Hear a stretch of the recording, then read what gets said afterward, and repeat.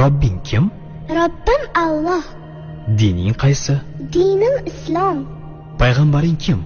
Payg'ambarim Muhammad sallallohu alayhi vasallam. Kitobing qaysi? Kitobim Qur'oni Karim. Tilaging nima? Tilagim iymon. Qiblang qaysi? Qiblam Kabatulloh. Millating qaysi?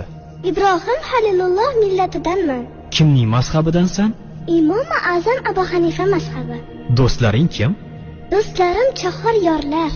Ular kimlar?